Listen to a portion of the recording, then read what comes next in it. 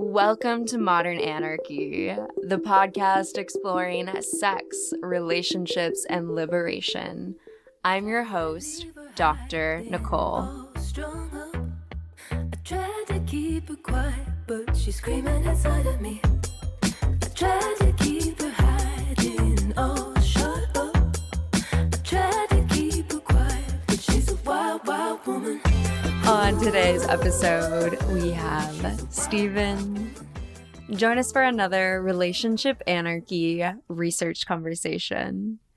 Together we talk about finding security in community, slowing down intimacy, and anarchist calisthenics. Hello, dear listener, and welcome back to Modern Anarchy. I am so delighted to have all of you pleasure activists from around the world tuning in for another episode each Wednesday. My name is Dr. Nicole. I'm a sex and relationship psychotherapist providing psychedelic-assisted psychotherapy, author of the Psychedelic Jealousy Guide, and founder of the Pleasure Practice, where I support individuals in crafting expansive sex lives and intimate relationships. Dear listener, you know, every single Relationship Anarchy episode has been so special to make for you and with you. All of you who have submitted your answers to these questions that started with my dissertation research many years ago. I have so much gratitude to be in community with you and for all of the learning that we have done with these research conversations. And this is going to be the last Relationship Anarchy episode.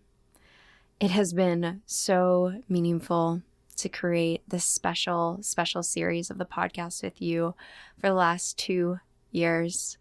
I have learned so much, truly so much, with every single one of you that have come on the show, all of the submissions, all of the wisdom that we have co-created in this space together. And with the grief of something also comes life, right? One door closes and another opens. And I want you to know that I will continue to bring relationship anarchists onto the show. And we will continue to explore in less structured ways what the practice of relationship anarchy means. And I am so excited to continue that journey with you, dear listener, and so grateful that you're here and sharing these episodes with your community. So thank you for being a part of this special series and for tuning in to the last Relationship Anarchist episode. All right, dear listener, if you are ready to liberate your pleasure, you can explore my offerings and free resources at modernanarchypodcast.com, linked in the show notes below. And I want to say the biggest thank you to all of my Patreon supporters. You are supporting the long-term sustainability of the podcast, keeping this content free and accessible to all people. So thank you. And with that, dear listener, please know that I'm sending you all my love, and let's tune in to today's episode.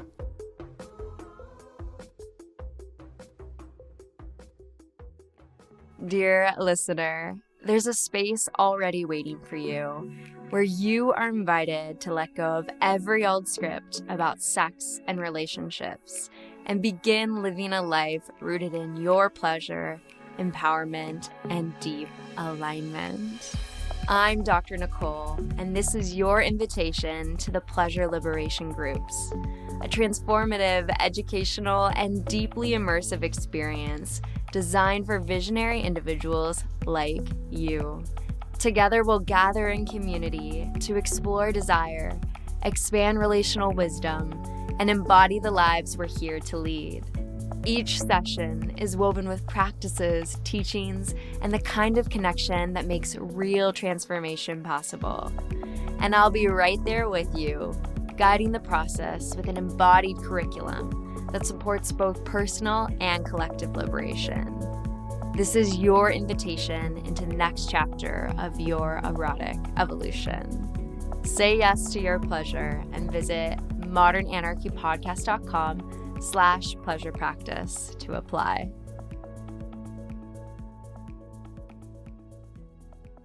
And so the first question that I ask each guest is, how would you introduce yourself to the listeners? My name's Steven. I've been, trying to practice relationship anarchy for 10 years or so. It's been pretty nice. I'm a software developer, live on Vancouver Island, remote work. I don't know. A lot of my life has been prioritizing that management of work-life balance and being able to invest in the things that I want to spend my time doing.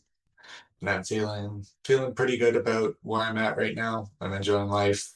Obviously, some stressors come up, but it's been pretty stable for the last while. Amazing. Except for, any politics you're paying attention to. Right. I hear that. Personal life, though, pretty good. Good. Well, welcome to the show. It's a joy to have you here today and get to talk about relationship anarchy in your practice. It's a pleasure to be here. Yeah. I am loving your cat going on right now. They look very friendly. Yeah. I told you, I was like, the second we start, she's going to come in and command the space. So I always just joke. Immediately. Yeah, I know. I always joke that she's the co-host of the podcast. So I'll respect a fat cat. What's her name? Fat Cat. Fat cat. Yeah. And she's rather petite, so it started as a joke, and then a joke that stuck. So she lives into it with power. Awesome. Okay, well, so the first question that I'm going to ask you is, what is relationship anarchy? I mean, my interpretation of it is just like the custom-built relationship one, where you go into a relationship, you try not to set expectations for the other people unless you've all agreed to them, and you just try to meet each other where you're at and, take that relationship where it will go based on what everybody's looking for trying to be really on top of the stories or narratives that we fall into without addressing them or thinking about them. Mm-hmm. Yeah, absolutely. And you had said trying to practice relationship anarchy. I'm curious, in that art of learning to examine expectations, get curious about them, communicate them, agree to them, all of that, your practice, what has that looked like for you in the last 10 years? I started off I didn't really start dating, I guess, until I was about 24. And I started looking at dating apps. And I think I started with OkCupid and just answered a bunch of those questions and found that the people I ended up matching against all generally ended up being polyamorous. And so then I started looking into that a little bit more. And then from there, I found the term aromantic, which I kind of identified with. And then from there, I think ran into relationship anarchy. And it's just reading these things all clicked and made sense the way that I think I've navigated romantic relationships. And a big part of it is the focus on romantic versus friendship versus family, and how it's never quite sat right with me that the romantic relationships also always seem to get that priority or that focus or that I don't know. Yeah, I think priority is probably the main word. Just and that's the narrative that I think has just followed normative approach to relationships. And so each new term I learned kind of felt very comforting and there's a community there's people that are navigating this as well. And then I ended up finding somebody who kind of was at the same place as me the whole way, so we've kind of moved along that together. And that's been super helpful in being able to deliberately practice those and try to break out of patterns that we're both kind of I don't know how we feel about that. And yeah, I think it's having somebody to practice that with along the entire way has been what has been able to make it feel like a practice. It's always a bit more of a hurdle trying to jump into those things with new people, Mm-hmm. like using the relationship smorgasbord sometimes when meeting new people to like just try to get those awkward conversations out of the way as soon as Yeah. possible so that you've like established a kind of communication style or communication guideline that you can move forward with so it doesn't Mm-hmm. feel like a big thing to bring up every time. But it's definitely been the easiest as a practice with somebody else who's kind of like at the same place I am and has been practicing it as long as I have, Mm-hmm. like Mm-hmm. is as invested in kind of like detecting those unsaid narratives and trying to, is this actually something we want or is this something we're just going along with? Mm-hmm. Yeah. But yeah. How about you? Do you consider it a practice or is it more of a, yeah. Yeah, I do. I consider it a practice when I think about for me, I view the heart of it being deconstructing the power structures that are internalized, that are impacting our ability to love freely. And so when I think about that, there's so many systems in this world that to assume I will have deconstructed all of them, all of the systems of oppression, is, I think, a faulty assumption. And so I think that I will continue to go deeper down the rabbit hole, deeper down the spiral, right? In terms of awareness, ideally, hopefully, ideally getting more and more aware with that and showing up better for the people around me. So I don't think there's a final destination for that where you get to be like, I'm completely liberated from all of the systems of oppression. Super cool. So in that sense, I do think of it as a practice, like you're saying, something that we get better at with time, and something that it's also really beneficial to find other people who are practicing too, right? I remember during my internship, I was talking about my dissertation on relationship anarchy to some of the new interns that were coming in. And one of the interns was like, can I ask a question? I was like, of course, I'm talking about it. She's like, what's non-monogamy? I was like, whoa, like, first off, how are you like a soon-to-be doctor in this program? But whatever, this is, yes, the systems, and like thinking about like, how do I even start that conversation with her of what non-monogamy is, let alone more expansive ways of relating, let alone something like relationship anarchy that quite literally tries to deconstruct the binary even between the two, I was just like, whoa, so of course I hear what you're saying in the nuance of finding people who are way deeper into that practice, finding resonance, and then actually growing together in that, because there is that shared understanding. And so the space that you're able to traverse, the exploration that you're able to do together is so much deeper. Of course, beginner's mindset, I learned a lot by trying to explain to that person what non-monogamy is. So like, yes. And also, right, it's really important to find people who see you and understand you and get what you're going through. Yeah. I mean, we've talked about it lately, but yeah, trying to find new people where that feels accessible doesn't always feel the most approachable. And yeah, because it being a practice and like trying to break down those hierarchies, I think is one of those things. And like, so coming into it and almost coming in as somebody with more experience creates that Sure. like hierarchy already, and then like trying to navigate that with a new person when you're trying to like explicitly not engage in those things, I think is, yeah, it's just another one to navigate and interrogate, and I think isn't always the most fun. Yeah. How do you navigate that in your own practice? What are some of the things, the values that are important to you in those complex moments?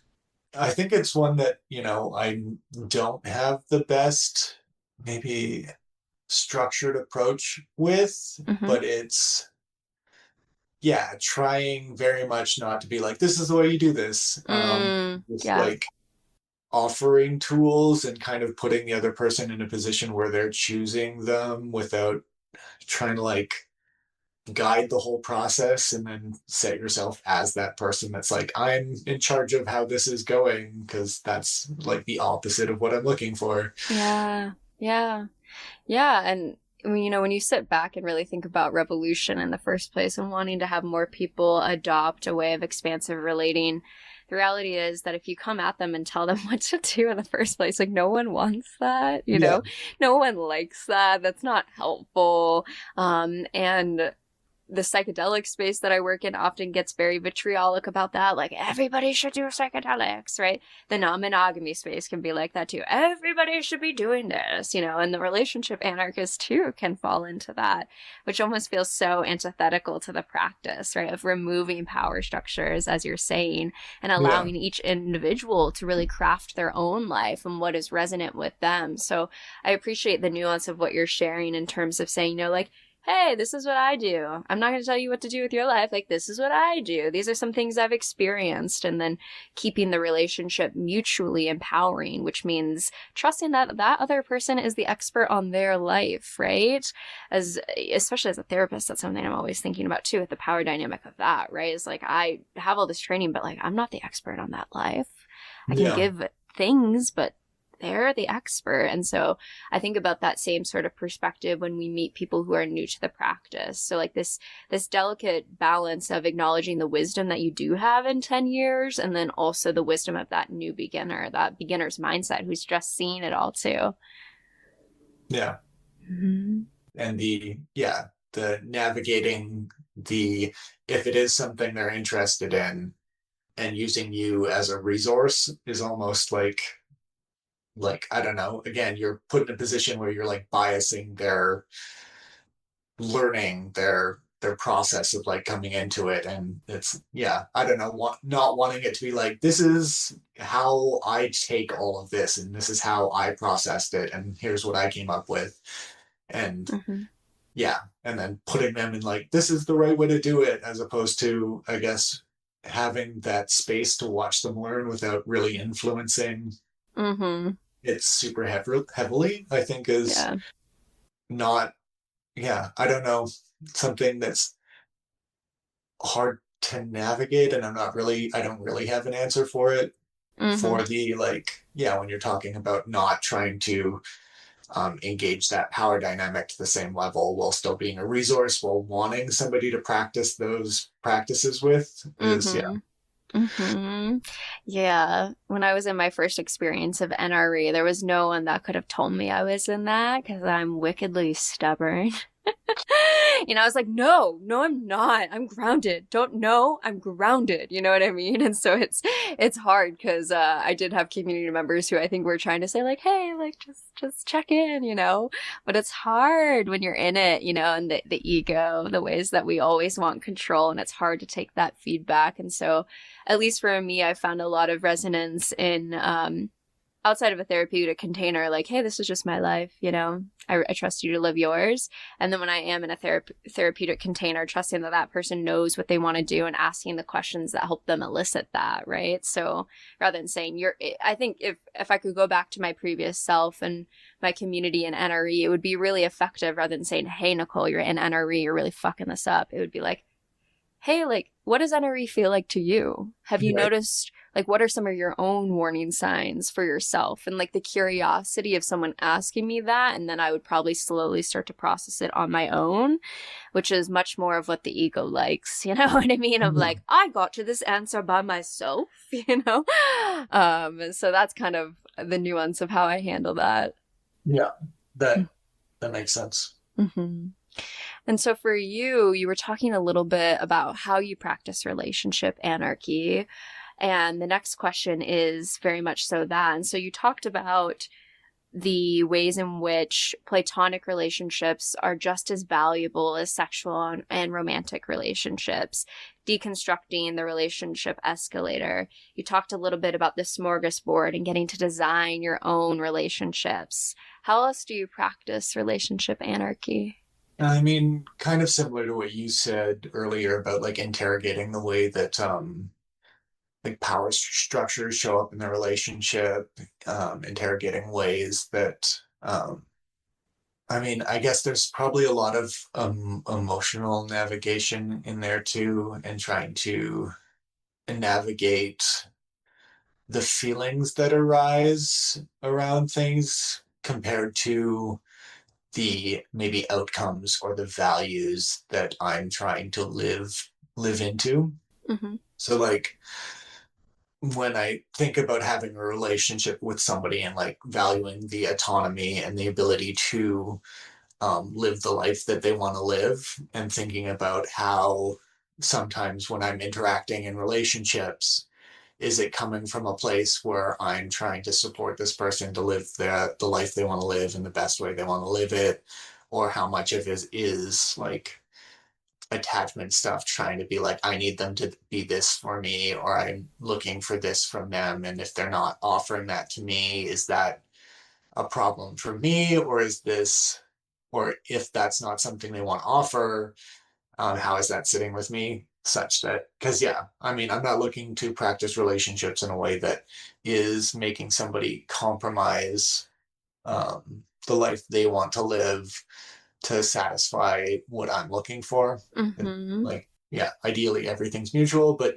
sometimes feelings don't always align with those values. And I think it's a matter of like working through, you know, discomfort sometimes to, I guess, learn that those values are approachable and that you can find safety in those things. And I mean, having a safe person to relate with and like have those conversations with and know that they're like care for you and are looking out for you while you're navigating those is super important. But Yeah. yeah, I think Yeah. I think that's a big one. Mm-hmm. Mm-hmm. Mm-hmm. Yeah, the mutuality of relationships. That's a huge piece of the manifesto, and something that, again, a lifelong practice of what does it mean to come to relationships in that mutuality, that mutual pleasure and joy, as well as the commitment that you make in that, which can include days of pain and frustration and anger, of course, because we're all humans. But that mutuality of choosing one another and choosing the ways that you're relating with them. And so I think that often the narrative of what we've grown up in, particularly in our Western context, more recently, not lifelong, right, but more recently with the romance myth in the last, 200, 300 years, is the lineage of property and the passing of that property through marriage and the ownership of women and the ways in which that sort of lifelong path of a legal system got translated into romance, and the ways that we are still feeling like the only way to be a good partner is to go until the deathbed, right? That very traditional relationship escalator. And there are obviously people who really thrive in that and find a lot of joy and benefit, and that's so beautiful. And also, the reality is there's a lot of people that are in situations where it's no longer mutual, and they feel obligated to stay in these dynamics because anything other than that would be wrong, morally unethical, even for some folks, right? And so we find these spaces where there's a lack of mutuality, and then often a lot of suffering. And then also, if we get beyond the ethical, moral things of divorce and all of that, there are also so many folks that then have a scarcity mindset of what is on the other side. If I were to find more mutually, fulfilling relationships, could I ever find mutually fulfilling relationships? And I think it's been really beautiful to see how the more you find those relationships, the more sort of trust you can have of the abundance of those sorts of connections. And therefore you don't hold onto one too tightly. You ideally build a circle of beautiful people that support you, right? And so that mutuality, I think, is a bit more free flowing when you have multiple connections that can support you in that. And the transition from a one emotional resource into that big circle is a pretty big journey for most folks to traverse in our current hyper individualistic capitalistic health space. Wow. Yeah, absolutely. And that, I think that definitely plays into like stepping away from the romantic primacy too, where like building a circle like that becomes way more difficult too if you're expecting all of those people to be romantic partners instead of like reliable friends, reliable family Mm-hmm. members, reliable Mm-hmm. community members. Yeah. Mm-hmm. Absolutely. Absolutely. And I think that's one of the biggest things I saw in my dissertation is the frame shift for relationship anarchists is that it's not just the romance and the sex, which is often the frame of monogamy, polyamory. Of course, there are asexuals, aromantics who practice polyamory, but specifically relationship anarchy really goes with this frame of all relationships being important. And so you're so right. We're not just looking for romance or sex to fulfill all of these needs. We're finding this within family, whether chosen or biological, right? In the coworkers that you're in and the people that are in your community. And often I've heard folks speak to the way that that frame shift, it quite literally expands your heart to notice that you have more love around you rather than just looking for a one, a one, a one. You're like, wow, I have multiple of varying orbits and proximities, multiple people that care for me and are there for me. That sort of grounding and love is really profound. Yeah, I think I would agree. Yeah, compared to the like, I either have or don't have a romantic partner, so I either have or don't have support. Yeah.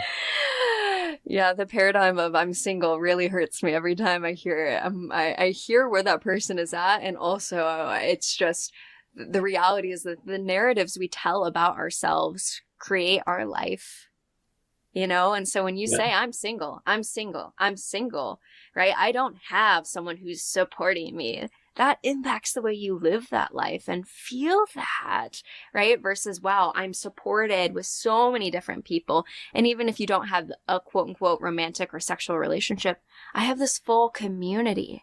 And so you walk around feeling much more resourced and grounded. And so I'm always inviting people just to get curious about the language that we use. And as an anarchist, I'm sure you're aware of prefigurative language and the importance of getting really critical about the language that we use in these dynamics. Yeah, although pre-configurative is not a word that I'm super familiar with. Sure, Yeah. absolutely. It essentially, like, my understanding of prefigurative language and politics is about using language and actions that take us into the world that we want to be in. And Okay. so, like, the power of that to actually get us there, then another world Okay. is Yeah, possible. that So makes sense. totally. It reminds me of the distinction between partner and friend that some relationship anarchists practice. I use lover. I like partner. I use lots of different words, but some people get really specific about you're smiling. You got a feeling Oh, stories. I just try to use people's names because, like, mm, yeah, trying to like yes. slot those boxes and like they are who they are to me, and it's like, yeah, Mm-hmm. the whole label thing is helpful, but like, I don't know, sometimes it doesn't feel like it does it justice. Mm-hmm, mm-hmm, mm-hmm. Because sometimes when we use those labels, they end up becoming boxes, right? Yeah. That come with expectations that permeate the way we end up showing up in that relationship. Mm-hmm, mm-hmm, But yeah, so definitely very much on board with the choosing your language matters. Yeah. mm-hmm, mm-hmm. And so for you, why do you practice relationship anarchy? Why is this important to you? Like there's a couple, I guess, influences that I feel are pretty relevant. Like Yeah. things about like the course construct of your own identity being like you build them on like different pillars of your identity, and like if you don't have enough pillars, if one of those pillars is like questioned or whatever, that's where your ego gets defensive. That's where you step in and like start trying to protect yourself. And I Mm, feel like that applies to a lot of, different aspects of how you build your life, including the relationships that you have in it, such that you're creating so much more intensity around your specific relationships when it's the only pillar your like social or community or like life is based on. So if that relationship then comes into like conflict or it doesn't feel as safe anymore, your entire life is now put into a place where it doesn't feel safe anymore. Whereas if you have those multiple pillars, multiple structures to like provide that stability, if you have one that's kind of like a bit shaky at the moment, it doesn't completely destabilize you in the same way. And because you're not as destabilized, it's a lot easier to come to that shaky relationship and approach it from a like calm or more collected place and work it out, instead of coming at it with like all this energy that's like, this needs to work out or I'm in trouble. Mm-hmm. Um, so just like how important it is to have that base of support and community, just to even support every individual relationship you have, so that you can show up to it in a way that's like, I want to support this relationship in the way it needs to be supported, not from a place of life or death Mm, where certain outcomes need to happen yeah. to for you to be okay. Right. Because then, yeah, I don't know, I think that's when you get into the like behavior where you need to control the other person and need to like dictate how they're living for you to be okay.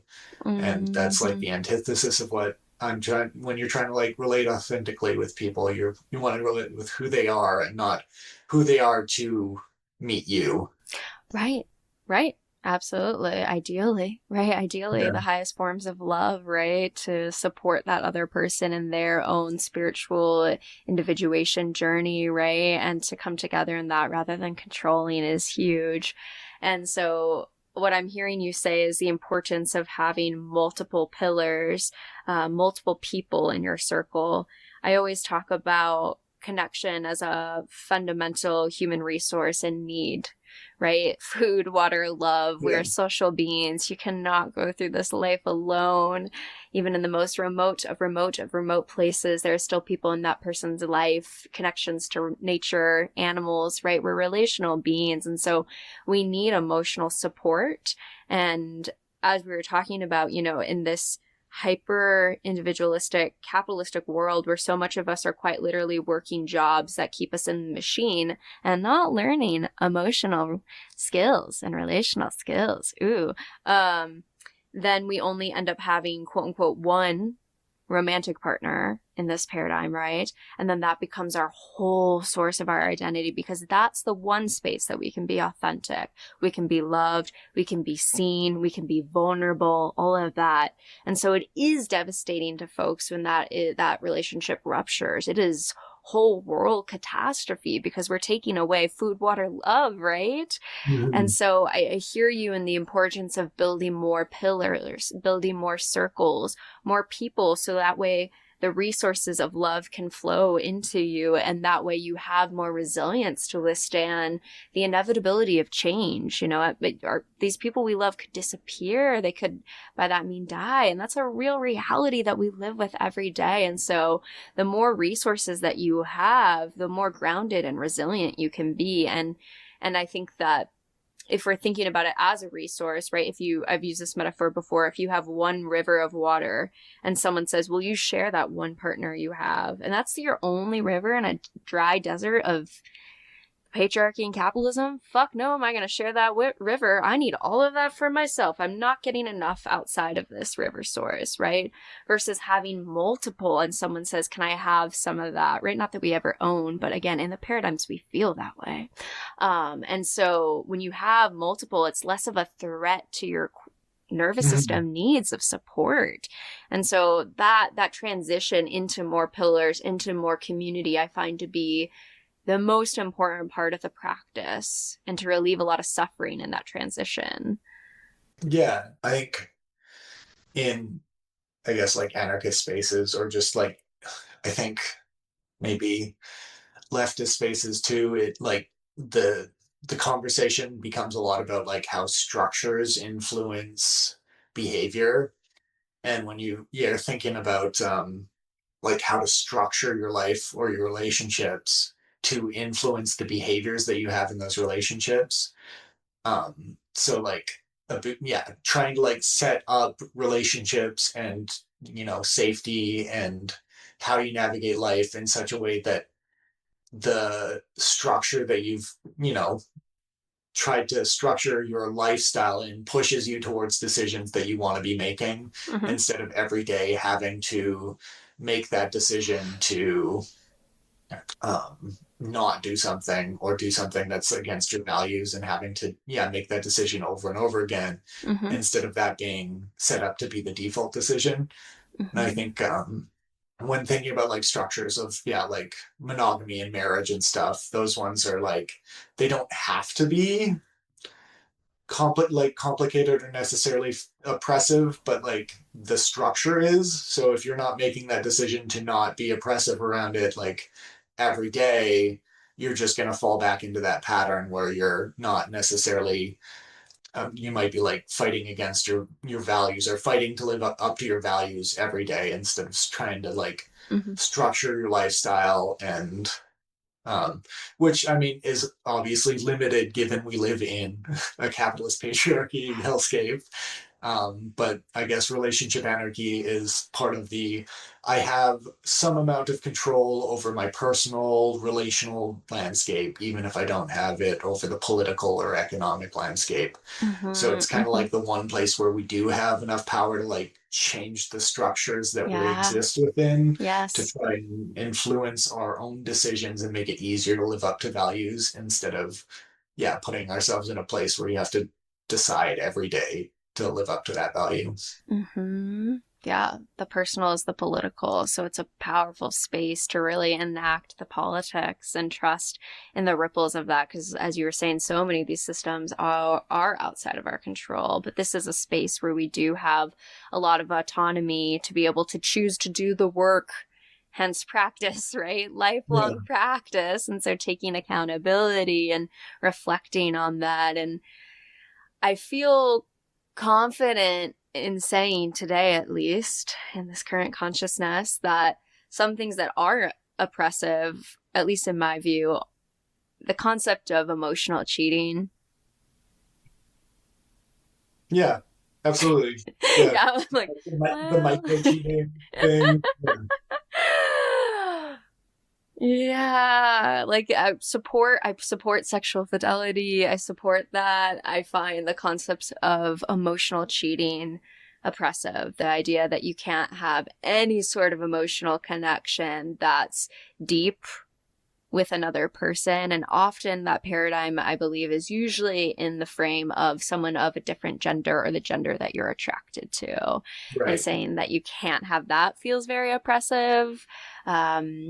If someone's consciously choosing that, I guess that's their choice. And I'm not going to say I know more than that person. However, just sitting where I'm at feels oppressive as much as the same frames of like purity, right? That after you've had sex with one person, you're somehow broken or less than, which I feel like lacks a real trauma informed lens to reality in this life. And so I find those things out of that paradigm problematic. But the ability to practice sexual fidelity, run in it, folks. Enjoy that. And I appreciate your nuance of saying that when you're consciously choosing that, there's nothing wrong. But inherently, we all need to do the work of deconstructing internalized mononormativity, all of us. Yeah. And it's not easy. There's, Yeah. Hence the practice. Hence the yeah. practice. Um, and so thinking about all of this, I'm curious, how does relationship anarchy then impact your practice of intimacy? I feel like it lets me slow it down a lot Mm, in ways where because the scarcity, like very trying to not act out of the scarcity mindset, get to lean into maybe like that slowness and that enjoyment. Like something I like to do at the start of relationships is like really slow down the like different escalations because you only mm, really get to hit each point like the first kiss, the first time you sleep together, the first like every little bit of it can be so rushed and you're like jumping sometimes past those things and it's just like really nice to be slow and like experience each kind of intimate escalation for like a little while before yeah. trying to move it to the next one because you don't get to go back. You don't get to re-experience that like those like I don't know the butterflies or the excitement or like the anticipation. I think is the big one. Just the anticipation of the like next new thing. And if like Mm-hmm. trying to hit too many new things too fast, I feel like it's not savoring the experience. And I don't know. That's something I like when I'm looking at a new relationship, especially like a romantic or sexually intimate one. But yeah, for friendships, finding somebody that wants to engage in like the vulnerable conversations of like, what are you looking for? And like navigating that weirdness of like, I don't know, laying out an expectation to a stranger and be like, but we're working towards it. Like maybe it's something we want, maybe it's something we don't. Just like being open about what you potentially have open in your life. And like, Mm-hmm. I don't know, it can be a little awkward to dive into with somebody, but like if you do and the conversation goes well, like it helps build that connection, it helps build that like trust with each other, and then it gives you like expectations that you've set for each other that you can live up to like start building trust in that slow way and that deliberate way, instead of having unsaid things where you're like, I'm trying to figure out if I can trust you or not, Yeah. by watching for unsaid expectations, and then you don't trust, you like lose some trust because they're not meeting things that they never agreed that they wanted to meet. Or but yeah, finding people that are willing to engage that, I find like the trust and the safety comes a lot more, not necessarily quickly, Mm-hmm. but like stably or incrementally, or like Mm-hmm. giving it a chance to like feel like a safe relationship to lean into and be vulnerable in. Yeah. Yeah. Yeah. Absolutely. Absolutely. I've always joked that the sluttier I've got, the slower I move. Yeah. Because there's a lot to gauge, right? In terms of, like you were saying, safety, vetting. In the kink community, it's very common to take that extremely slowly and to Yeah. not do intense edge play until you've done a lot of prep work with the person that you're playing with, and to really ensure that you are able to express your no, both as a top or a bottom, whatever you're doing, right? But that you've gone through that work where you understand the limits, the boundaries, the capacity to say yes and no. And the same thing happens in platonic relationships. There's people who you will offer them, some sort of moment, like, say a birthday invite, for example. Oh, I'll be there. I'll totally be there. Great. They don't show. Yeah. It's like, okay, the integrity of that word. Obviously, people have life moments, but hey, what about communicating that? Also thought, but like the integrity of someone's word when they say like, Yeah. oh, I'll show up. I'm so excited. I'm so ready to be there. And then just completely no shows. For me, I would much rather someone say like, hey, I don't have the capacity. I don't have the ability to show up right now, but like, happy birthday. And that for me feels like a really clear no, where I'm like, wow, that's a friend I can trust. I Yeah. actually Absolutely. really like that, right? Yeah. Having like a way to develop the trust, because I feel like the conversation of like, do you trust somebody, do you not trust somebody, and like needing that safety and that trust, there's not always like a very well defined way of like, you either trust somebody or you don't. I feel like almost an uncomfortable amount of it comes like when you're meeting new people. Is like, I can trust this person because they haven't done anything to break that trust yet, as opposed to I Yeah. can trust this person because they've shown me that I can trust them in a bunch of small ways before I lean on them to trust them in a big way, as opposed Right. to, yeah, they've never broken my trust before, so I can lean on them in a big way. Yeah. We know that's not a safe way to play with Yeah, kink. Let me absolutely. tell you, it's not a safe way to play platonically either. You know what I mean? David Cooley, who had co-authored with Jessica Fern the Polly Wise, he had said that he recommends waiting to attach until you've gone through conflict with someone. Yeah. And I found that to be a really profound way of, I think the reality is when you start to get closer to someone in orbit and orbit closer in proximity or frequency, there is some level of attachment that is going to come naturally. But the awareness, as he's saying, of being conscious as much as possible to wait to place that attachment and that visioning of a life or whatever you're thinking in that way of relating, until you've seen that person go through conflict, because that's often when a lot of our unconscious, difficult parts come up that you don't really see until you hit that moment. And the reality is that conflict is an inevitable part of the human experience when you're in close proximity, because we're humans and we're messy. And so we need to find people who can go through that with grace and growth-minded perspectives.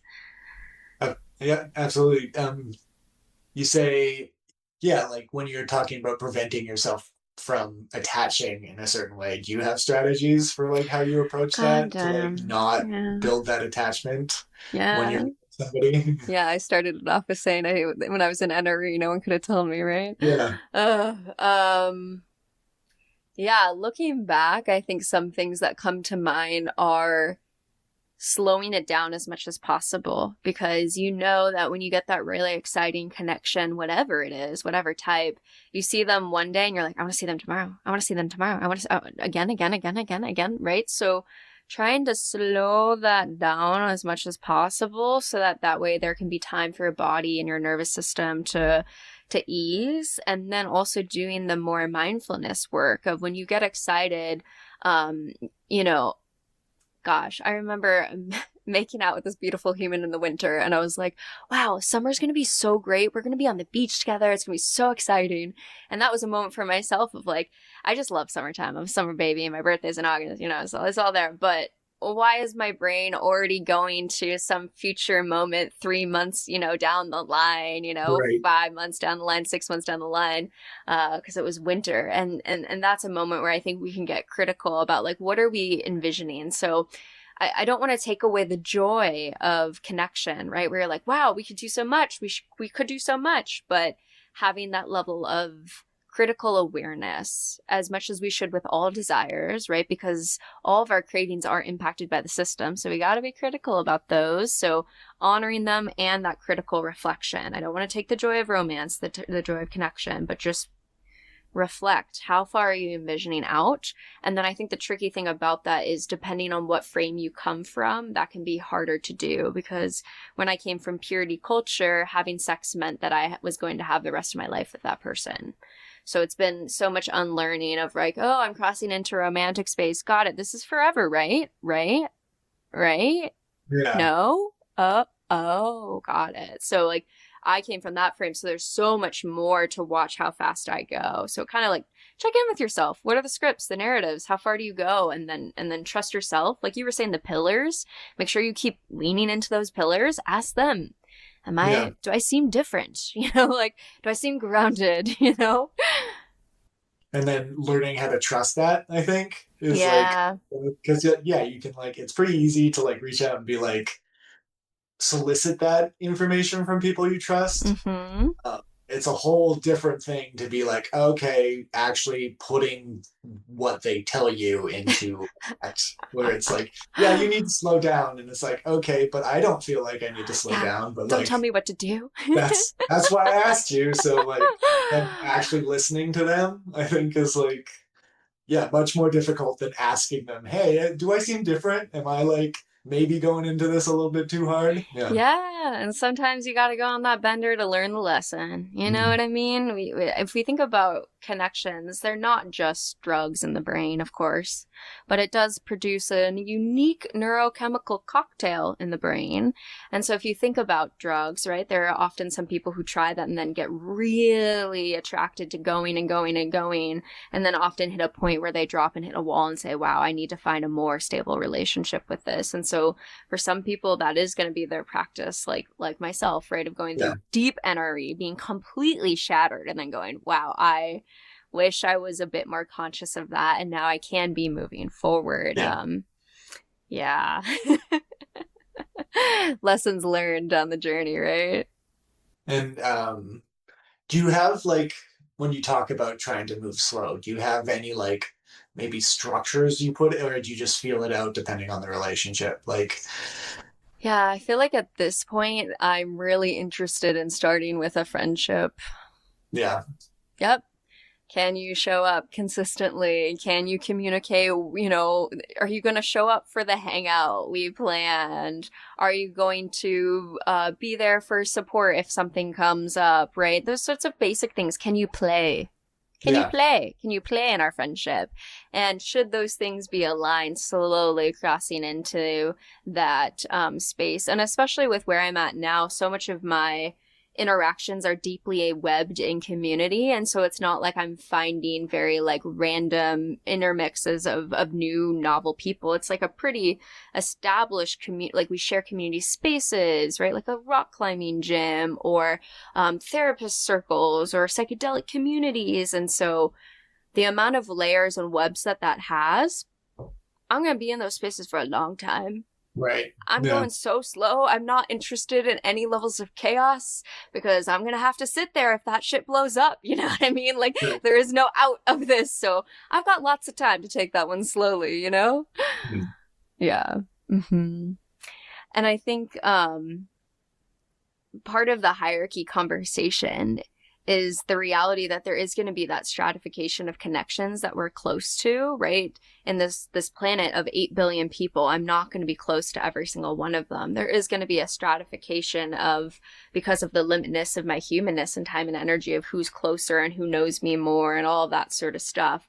And I don't find that to be wrong. I find that an inevitable of the human experience. And how I think we prevent some of the complications of hierarchy is extremely clear communication about our limitations. So hence, like that birthday, for a very simple, easy example. Hey, thanks for the invite. I'm feeling really saturated. I don't think I can make this. Rather than saying, hey, I'll totally be there, but in reality, I'm just going to spend the rest of the time prioritizing other people. I think that's where the hierarchy becomes dangerous and problematic, is when we're not able to name the limitations that we do have with our finite time and energy. Yeah. And that definitely being a practice as well. And like, Yeah. I don't know, you like having a friend be able to tell you that I don't feel like coming because I'm not there is like, there's a barrier to entry there too, because like people generally don't come to you with that like I'll be there and then don't show up as like the first response. It's like that's usually like a learned pattern where like that is the safest way for me to interact in these situations. But yeah, not that it's like I totally get you. That's super frustrating and like Yeah. trying to find that space between like I can only do so much to be like I am welcome to this. I prefer this. Please do this. And like I get that maybe that's not your default, but like I kind of need that. So Right. Essentially, like we were saying, the ability to say no. A yeah, yes is just as valuable as the no. And if someone can't say no in a kink scene, hell no, am I yes, playing with that? Hell yeah, no. absolutely. Hell Yeah, no, And so, but you're right. I think that it is such a learned pattern of safety to people please up front and then not deal with the consequences, right? Or seemingly just let them pass by, especially in a digital age and era.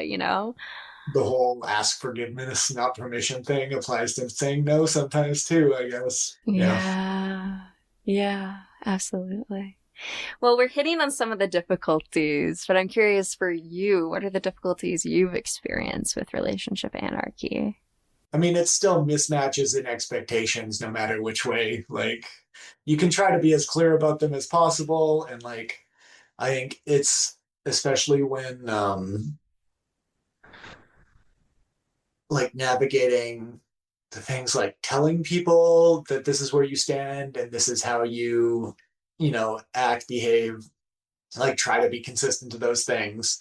And, like, I don't know, you still find people listening with their desire instead of their ears, I guess. Mm, And like not that I obviously do that the same way too, where you like try to communication is as limited as communication is, and you can be as explicit as you want, and you still run into like the gaps and like figuring out how to navigate those gaps, I guess is like a big part of the exercise. But mhm, yeah, I guess the biggest ones has been like relational priority and being like pretty clear about where my priorities are and like how I'm gonna fall into something and then just running into a lot of things where I think people just expect it to change if I get to mm, know them better. And yeah. then when I'm consistent and I stay where I'm at, that then comes from being like it shifts from being great to being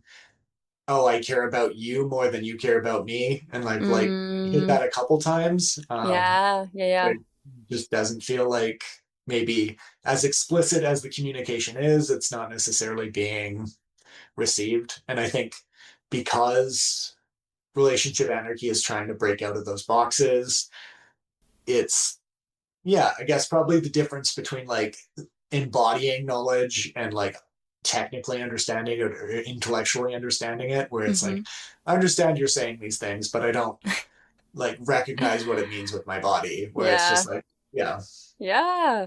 Hence the practice, right? Always getting more skills. I think there is definitely a younger version of myself with one of my connections.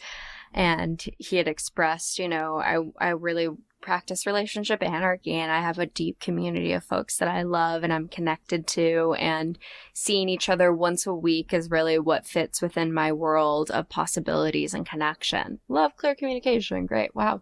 At the time, my consciousness going, yeah, he's saying that now, but if we fall in love, he's going to want to see me every day. Maybe we'd live together. Shit, and Yeah. where is my mind going? This person has very clearly said their boundaries, their values, and my mind going, yeah, but if we go deeper, I'm going to get him. And it's like, Right. whoa. Yeah, when people say who they are and what they want, why don't we listen to them? And like, because it is hard, because sometimes that does change. And like, Of sometimes you course. do decide you want to live with somebody. Yeah, totally. It can't be necessary if you're not, yeah.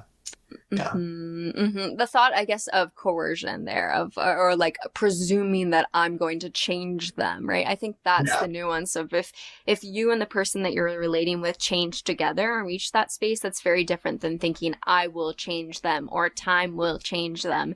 And that's one of the key things in any sort of relationship we want to be conscious of assuming that this other person's going to change and that we're waiting for that change Yeah. rather than being with what's right in front of you. Yeah, absolutely. That's where I don't know what percentage of resentment comes from, Yeah, but like a lot. exactly. Yeah. Exactly. And then the stubbornness, some patterns here. The stubbornness of my, young clinical psychology brain going, you know what? Just one day a week. He's got an avoidant attachment. That's why he doesn't want to see me more than Right. one day a week. You know?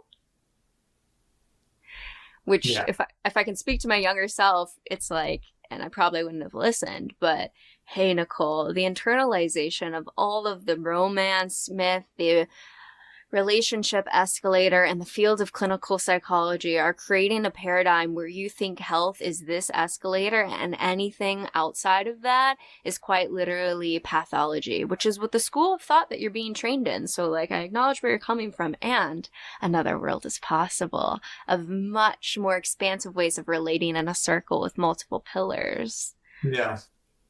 Mm-hmm.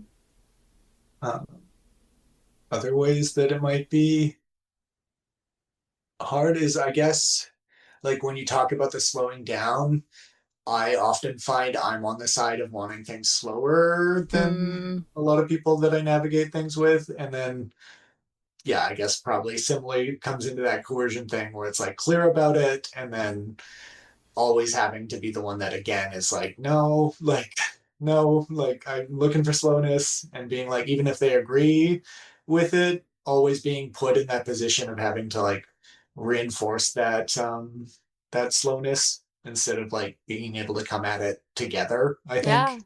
yeah, Yeah. yeah. Which sometimes reminds me of the concepts of emotional blue balling. It's Yeah. the term that I've been using, at moments that we can recognize how if I said to you, hey, I want to go really slow with our sexual connection, and then you kept coming back to me and saying, hey, let's go, let's have sex. Like, wow, it's hurting that we're not having sex, right? Right. I would say this is pretty problematic and emotionally coercive. However, we do a lot of the same in terms of attachment and emotionality of like more and more and more. You've said no multiple times, more, more, more, more, more. And it's like, hey. Yeah, that's a good term. Yeah, I wasn't Emotional blue quite sure balling. what you meant there, but yeah. Yeah, because some people be like, it hurts that we're not connecting deeper. Why can't we see each other more? Please, it's hurting me so bad. I love you so much. Yeah. It's like, whoa. I think, go ahead. I was just going to say, kind of those difficulties in line with where you run into difficulties, or is there other places you're like, Yeah, I think finding people who understand is really difficult. Part of my dissertation was also about the way that providers can cause a lot of harm. I've been working with a couples therapist for one of my relationships who's from a polyamorous relationship anarchy lens. The last session that we had has really been sitting with me in a like deeply painful way that I plan to talk about in session tomorrow to try and go through some rupture and repair. But so it's very front of mind for me right now of there was a moment where I was in distress. And I was talking to one of my lovers and I had said, hey, I really want to talk to you. And he didn't perceive that as being immediate. And so I felt kind of dropped in that because he prioritized some other things. But I resourced. I reached out to other lovers and was able to get support there. And I was explaining to my therapist that I don't need my partner. I need a circle. I need my community. I need emotional support. But I want it from my partner. I don't need it from my partner. And her response was, I think because of queerness and all the other ways that your family has not been able to support you from their lack of emotional maturity, the ways that they've dropped you makes it hard to say that you need other people. And I was like, I think that's a frame, but for my lens, it's relationship anarchy. I'm saying I need the circle. Like, that's actually what I'm saying. And so it's something that was really painful for me because she like stuck to the interpretation. It was like, I hear your relationship anarchy, and I still think that because of your parents, you're struggling to say you need someone. And I'm like, did you miss the part where I quite literally said I need a circle? Like, did you miss that like, part? A specific individual, but I do need people. Yeah. And I think that's the heart of my dissertation right there of like, we see a moment where even someone can apply a poly frame like that, you know, like, hey, like you need your partner. And I'm like, I want to step more into the frame of what you're saying. Multiple pillars. And when you're in multiple pillars, then you get to say, I want that connection. Mm-hmm. Yeah. That absolutely. And yeah, need doesn't feel as weighted. Yeah. Right. Because if you need that person, like you were saying, then we start beginning the coercion, right? Of how no. you get. Yeah, exactly. Like you can't go do that with that other person because I need you. I need you. Right. And so I think so I was trying to process it with some of my lovers in a circle and get more feedback. And I was like, what do you guys think about this like want versus need distinction? I think that if you guys were to die tomorrow, I'd be, you know, like I'd be okay. I don't need you. And they're like, what, Nicole? Like, what are you saying? I'm like, of course I'd be sad, you guys, of course. But I think this is an important distinction that like, we all thrive in community and like we need the community, right? I'd be devastated if any of my partners died. And also I'd be okay. Yeah. I guess that's like a define okay. Yeah, exactly. And define okay. Like I'd be crying. Absolutely. And you know what? I would need my community in that moment. Yeah. And if because of the practice, you'd have one that you could lean on, right? Like, yeah. Mm-hmm. Exactly. So I think I find moments like that tricky where sometimes often people of power, a therapist, can come in and say, you have an attachment issue because you won't do this way of relating or use this language or do that. And I find that to be very jarring. And again, I saw it in my research. And so I think that, you know, so many of us are really coming up against these systems and having to say, hey, I know another way is possible. I get what you're saying, but I know. And so I think that there's a lot of resonance and harmony when I share a space with another relationship anarchist like you or all the other people who've been on the podcast before who see that. And I think that's, you know, we heal in relationships. And so when we're seen in that way, I can at least take that deep breath and go, you're right. I'm not the only one facing this bullshit out there. You know what I mean? Absolutely. Yeah. I guess that comes like the practice not perfection, ideal of maybe like the worth, because relationship anarchy, we talk so much about how having various relationships is so crucial to well-being, but also the practice of relationship anarchy, I feel like really cuts out a lot of like potential relationships because of the way you're looking to navigate those relationships. So can be isolating in the same way where it's about like generating those connections and those safe communities. But because of the way it's practiced and maybe the ways it steps outside of like mononormativity and like other structures, it's also in a sense isolating you from a lot of relationships and like how do you like do you, like navigating that dichotomy of like a practice that is specifically about cultivating relationships does a really good job of making a lot of them not available. Yeah, how do I navigate that? Yeah. I Oh, think I cry about it, you know? yeah, I cry about it all the time, you know? and like diving Um, deeper into it seems to like you're just gonna keep narrowing down that hole of what's an acceptable looking relationship. And that doesn't yeah. seem great either, though. Well, yeah, hell yeah to raising standards. Like, Yeah. hell yeah, because you know what? You can have so many poor quality relationships, but the quantity is so high, and that shit does not hit at the end of the Yeah. day, you know?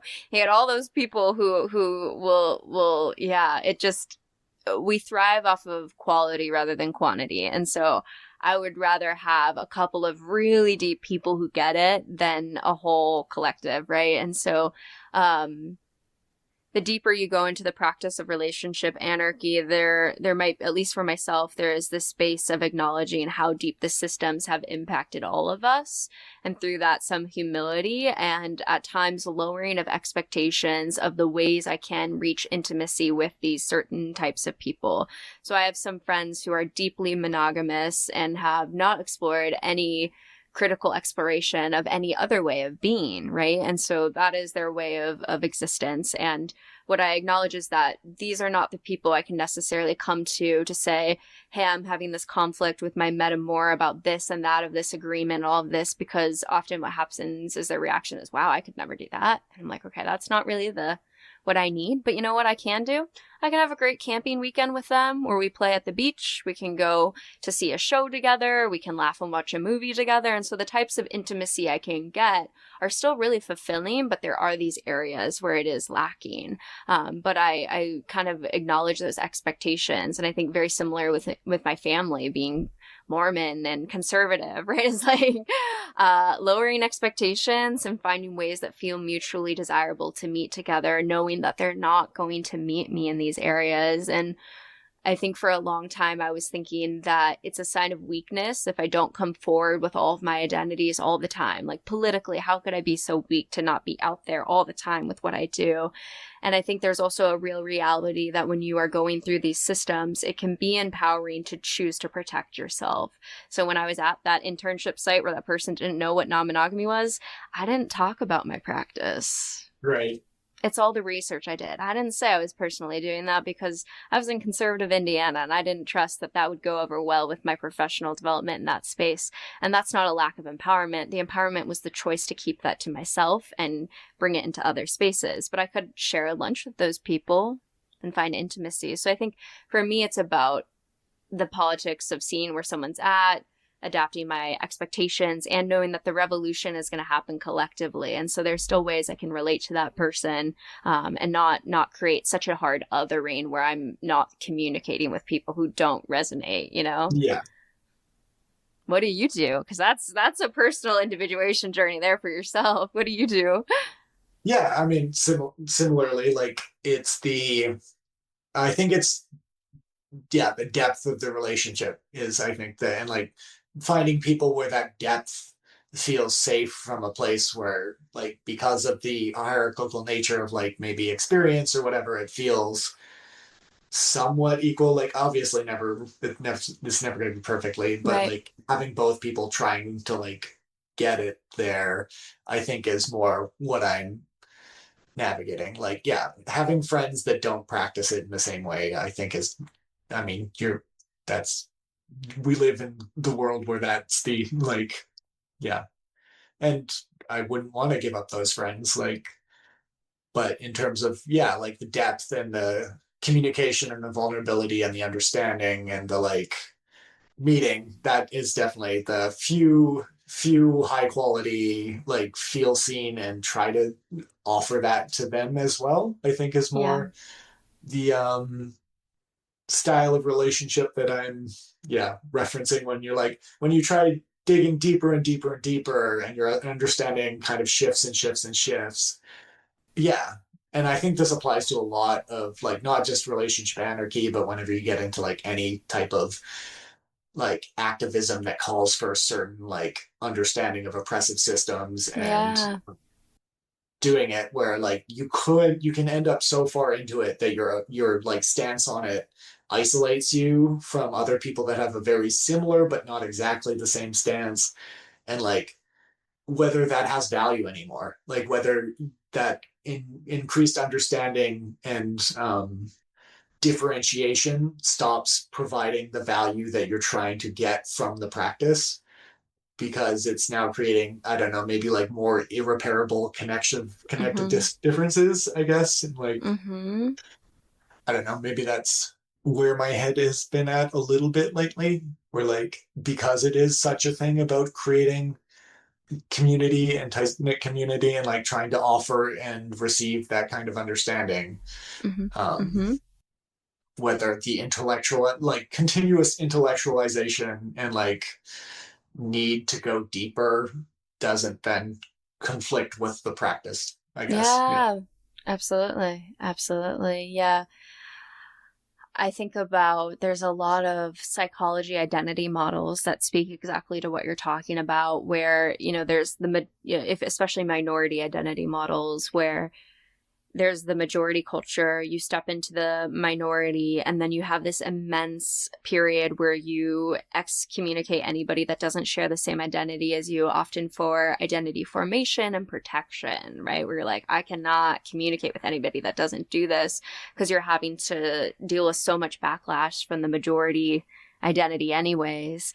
And the model kind of moves to the next space, which is, it's not linear. We can go back, forth, up, down, sideways, and spiral all through it. But there is a space of finding more security in who you are, and therefore being able to go back into more majority spaces and feel grounded in who you are, not feeling so vitriolic. So I see a lot of that as safety making, and then also the more resilience that we get, which comes through community. So the more connections that you get where you're able to be seen in that, the more tolerance you do have to go into those other spaces, to potentially be unseen, to potentially slow down, to have a conversation with someone if they're receptive. Obviously, we don't need to throw ourselves in the way of harm, and what other people can say about the ways we practice. You've got avoidant attachment style, you're fucked up, you're gross, whatever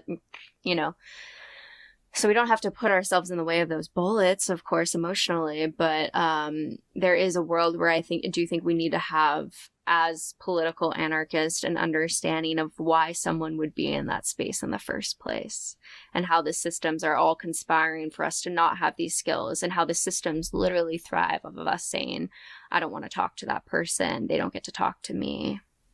Yeah. A practice. Yeah. And so balancing this question out, I love to keep it even. So what are some of the joys that you've experienced with relationship anarchy?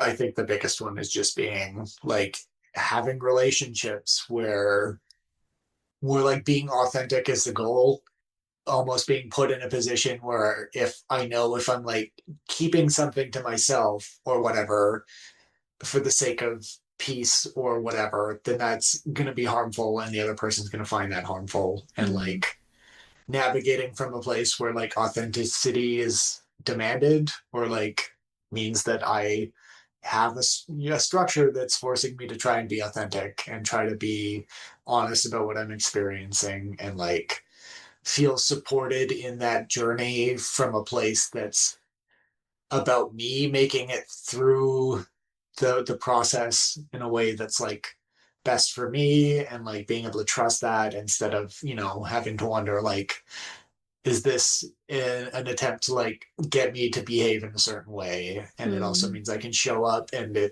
feel loved for who I am and feel cared about for who I am, and Mm-hmm. provide that to other people Mm. in a way that feels authentic, because I think it hasn't always been. There's been like the value versus practice thing where like the value's always been like, I want you to live the life that you want to Yeah. live, and I don't want you to be like compromising that to cater to me.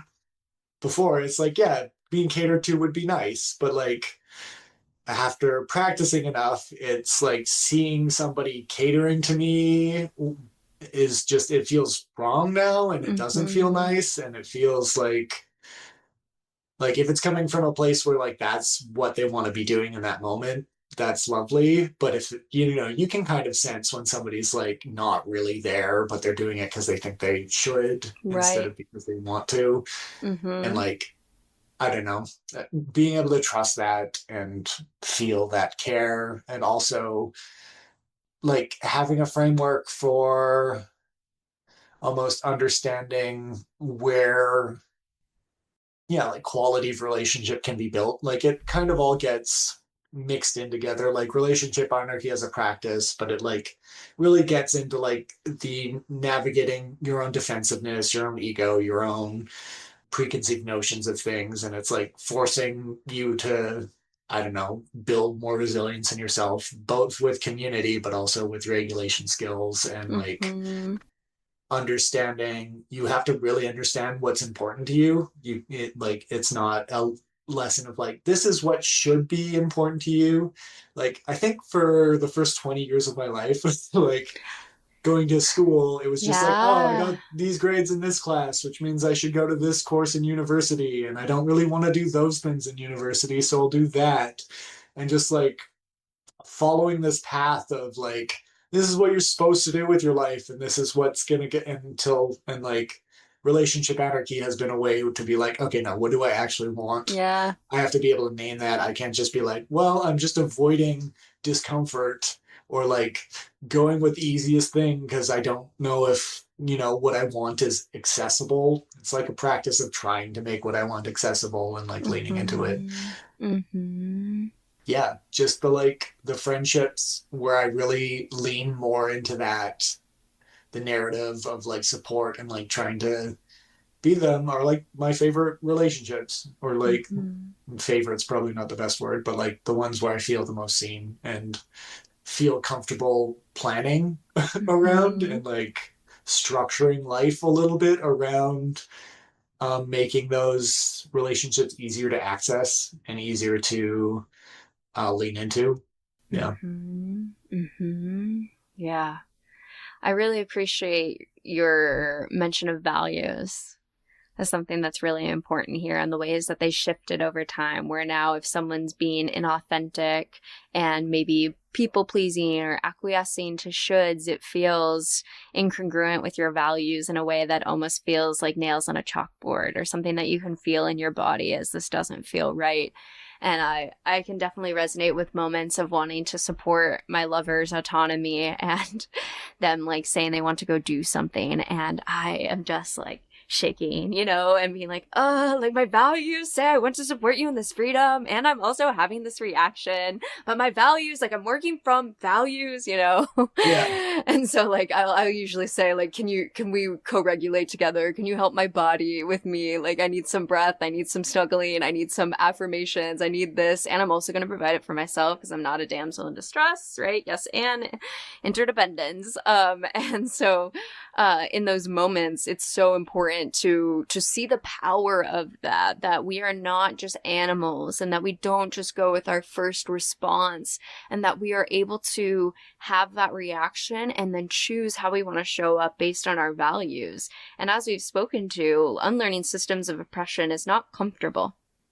And so there are going to be moments, if you want to do this practice, right? There are going to be moments where you will feel scared or afraid, and choose to align with your values and stretch through that discomfort. And usually what I say is, we don't want to stretch to a point where you're completely dysregulated on the floor, like maybe I did for my first play party experience, where I was like so scared that my partner would go run off with somebody else, and I'm like crying before we leave to go in the car. Like maybe we could do a microdose and kind of work within our zone of tolerance. And so, but waiting for this to feel comfortable, I think you'll be waiting for a lifetime. You'll be waiting quite literally for a different world, which is certainly not going to happen in our lifetime. And so the politicalness of actually grounding in your values as guiding lights of how you want to show up, despite the body reaction, tending to it, of course, but despite it, is a really powerful part of the practice. Yeah, absolutely. And it's like, again, it's uncomfortable till it's not, where it's like you Yes. experience that discomfort enough times and you realize that there isn't actually the danger that you think is Yes. associated with it, until, yeah, it's not only not uncomfortable anymore, it's actively uncomfortable if it's not happening. Yes. Yeah. Yes, Yeah. absolutely. Absolutely. I'm curious if you would have said that to your younger self, do you think you would have listened? Um,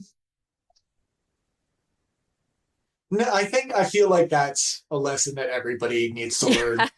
It's like the definition of embodying something, right? Is like having Yeah. that internal sense of this has changed for me, or like I have a body sense that I have an understanding of this. And like until you have that experience of recognizing like your body sense has changed about something, yeah, I don't think you're going to feel like that's possible to happen unless you've experienced it yourself. But if you've experienced it yourself with one thing, I think it becomes a lot easier to believe that you can experience that with another thing. And then, yeah, I guess it just becomes an exercise in what things are worth going through that discomfort for. And yeah, whether you have the resilience or the community to navigate that discomfort at Hmm. whatever time you're trying to navigate it.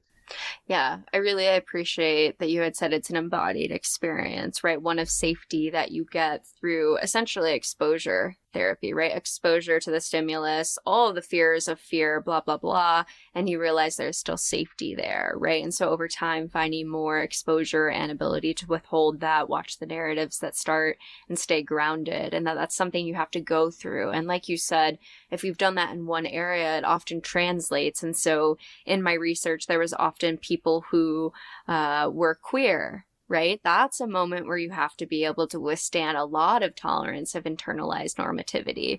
People who are kinky, people who are of minority identities, whether it be race or spirituality or ability, age, right? Like the whole thing, when you've gone through that level of individuation from the systems and the majority thinking, you've already gone through a process of realizing, wow, there's a lot of bullshit out there and I'm not going to internalize all of that. And cleaning that out is actually uncomfortable, but I'm going to do it because it's for my betterment and all of that, right?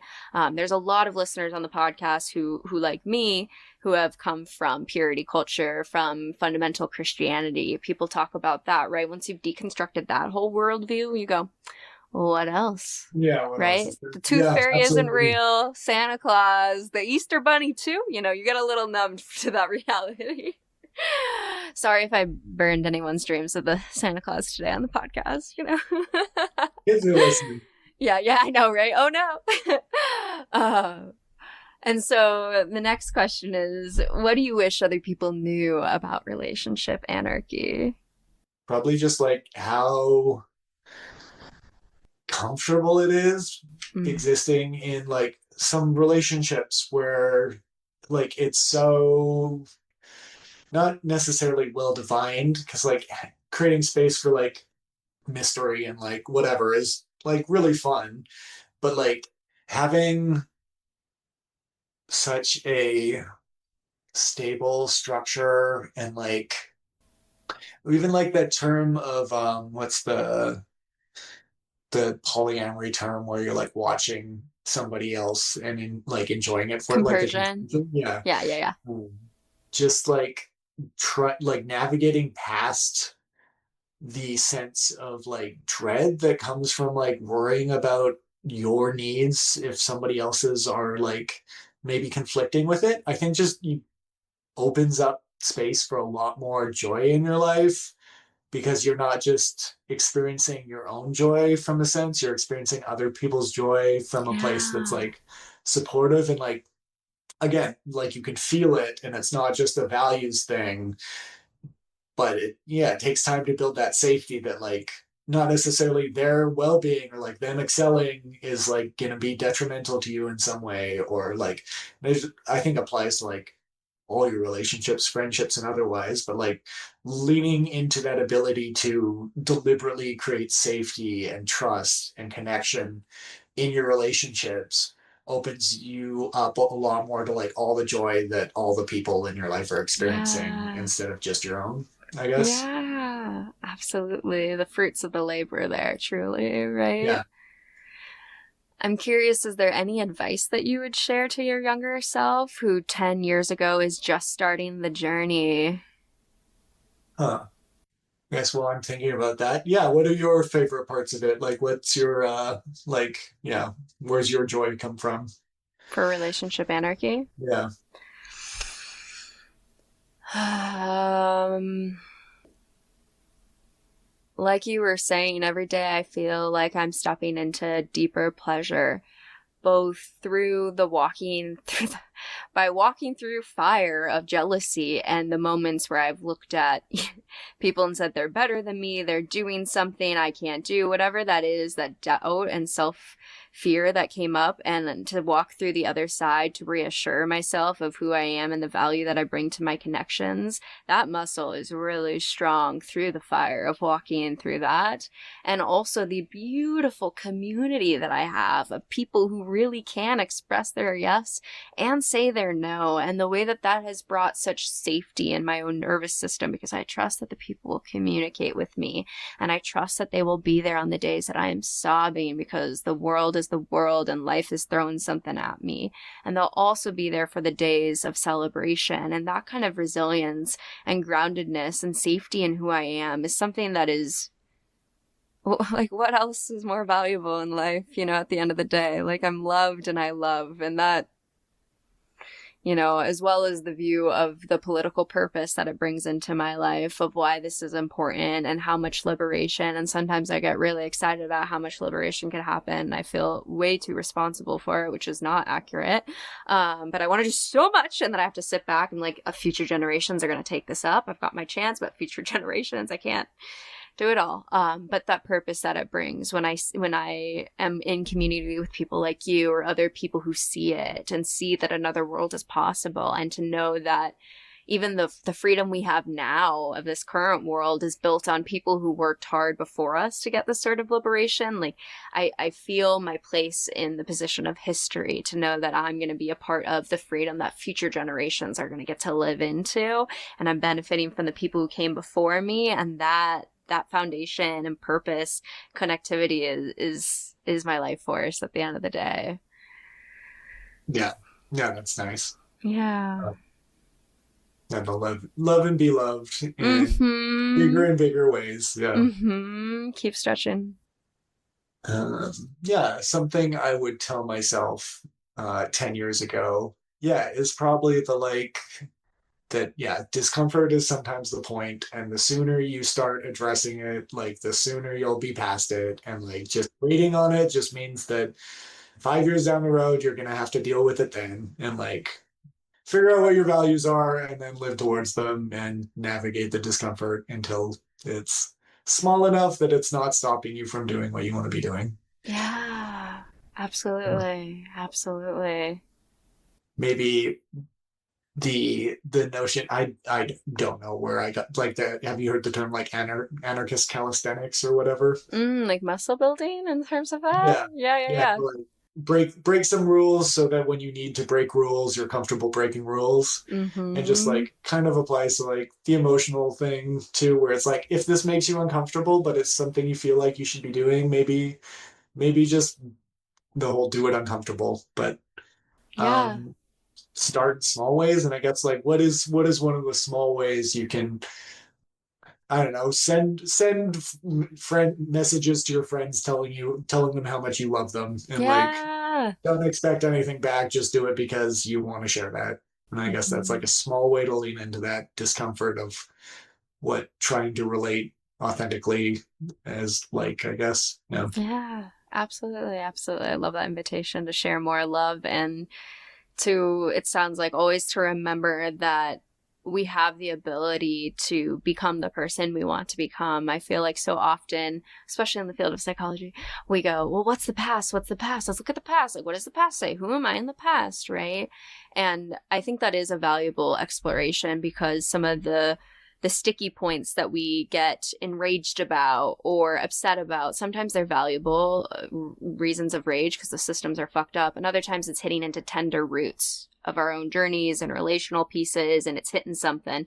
So yeah, the past is valuable. And also, what about the future? who do you want to become? And can we trust that muscle, like you said, the calisthenics, that you get to become that person? And it's not overnight, right? It's not like the athlete wakes up one day and says, cool, I'm going to be a professional, or the writer wakes up one day, or the marathon runner, right? It's like all these small things, hence practice, right? Someone recently asked me on Monday, they were like, were you always super social for the podcast space? And I said, absolutely not. I was diagnosed with generalized anxiety disorder, and I was on an SSRI, and I thought everyone hated me. And so to find my voice and language, you know, so many years into the practice, it wasn't like I just woke up and was like, cool, here I am, everyone. It's like years and years and years of work. So when you see someone, you're like, wow, that person's an athlete. I could never do that. Whatever that thing is that you want, start building that muscle of working towards it. And it's like a practice. You know, I couldn't touch my toes in yoga for many years, and now my full hand is on the floor. That happens in small days, little tiny adjustments, but it adds up over time. And so I can hear that in your practice of relationship anarchy. The things that scared you at the beginning are not the things that scare you today. You've built so much tolerance and resistance and resilience in that to be able to go through these experiences that are outside of the norm and to build that other world through practice. And I really appreciate that you grounded the beginning of the conversation in that, and also the end, truly, of the beginner's mindset and knowing that growth is always a part of this. Yeah, and how important it is to find people that it's safe to practice with. Yeah, absolutely. Can they say no? Yeah. Yeah. Unfortunately, yeah, being a relationship practice, it's not really, it's like pretty hard to just be like, I'm going to do this by myself. Like, right. Exactly. Despite what all the self-help, let me say it again, self-help books say, not community help books, you know what I mean? So yes, it was such a joy to have you on the podcast today. Yeah, thanks for having me. Yeah. And I want to hold a little bit of space as we come towards the end of our time to take a deep breath with you.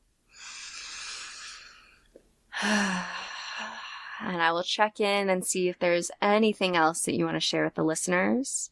Otherwise, I have a closing question I can ask you. I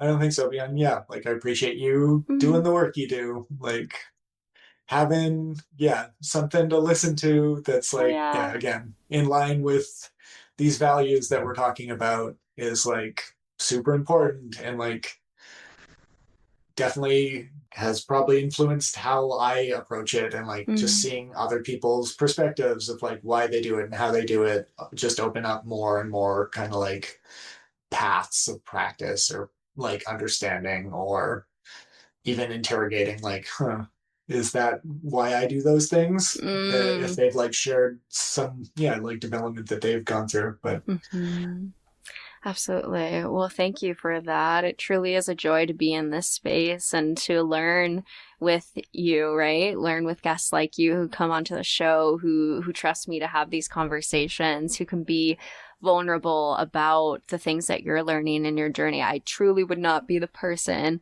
that I am today without every single one of the guests that have come on the show who have challenged me, pushed me, asked deep critical questions, and shared their own vulnerability. And so I'm really grateful when someone like you, another relationship anarchist, trusts me to come into this space and to share so vulnerably your own wisdom. And like you said, we grow together in that. Relationship anarchy is not defined by the experts, it's defined by the collective. And so each day we're co-crafting that understanding of the practice and what it means. And so I'm excited to keep learning and unlearning and learning again in that practice.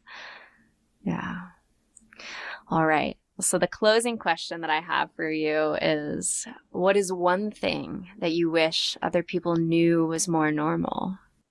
Emotions coming up, or things coming up, or like desires, fears, none of that doesn't come up. Like there's like the internal world, I don't think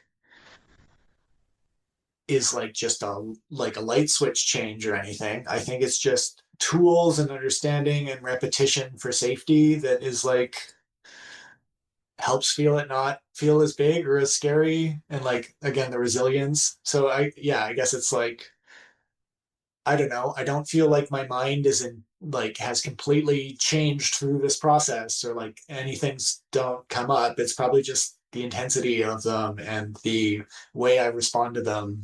So I think jealousy comes up a lot, where it's just like it's normal to feel jealousy even when you're navigating a bunch of Yeah. relationships that you know, the purpose of them is to have other relationships, but jealousy still exists. It's just Mm-hmm. you know, it's important to pick the right person so that that learned response of jealousy stops being as big, because there's Right. not actually the, I don't know, abandonment or lack of care or lack of love that is kind of assumed by, Mm-hmm. I mean, your body's response to it. So Yeah. probably, yeah, feelings don't go away. Their intensity and the way you manage them changes, I think. Absolutely. Absolutely. I hear that, the invitation to our humanness.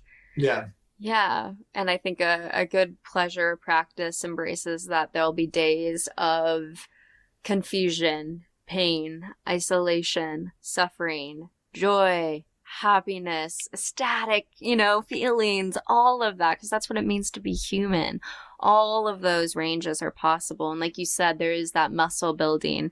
The person who has done hundreds of psychedelic trips sometimes gets an ego and says, I could never have a bad trip. And I always, I'm there to say, in the right set and setting, it's absolutely possible, right? And so I hear how with lots of practice, jealousy does not become as prominent, or at minimum, the things that once set us off, are not as triggering.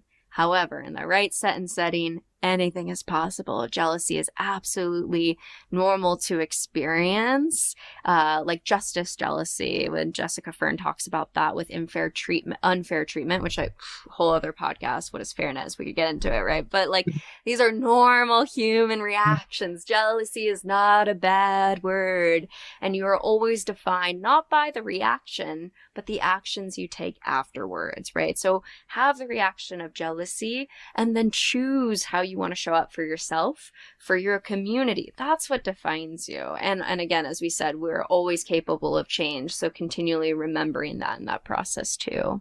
Yeah. Yeah. Yeah. And the normalization of like your brain can think whatever it wants. Like it's Yes. what you do and like what you decide to do with those thoughts. So it's not like navigating is like I just don't have thoughts about how to like blow Right. everything up and like how to Right. like be like what I can do to like take advantage of the situation. Like it's just deciding not to do it and like acting on those values. Absolutely. Having any thoughts doesn't rule out, trying to navigate relationship anarchy or non-monogamy or whatever you're looking at doing with your relationship. Like thoughts are thoughts. Yes. Such an important reminder to leave me and with all the listeners today, because it's really about our empowerment with that. So I really appreciate that, and that invitation for all of us to hold on to that. Thanks for having me. Yeah, it was such a joy to have you on the podcast today. Thank you. Thank you for sharing so much of your wisdom and your vulnerability with me and all of the listeners. If you enjoyed today's episode, then leave us a 5-star review wherever you listen to your podcast. And head on over to modernanarchypodcast.com to get resources and learn more about all the things we talked about on today's episode. I want to thank you for tuning in, and I will see you all next week.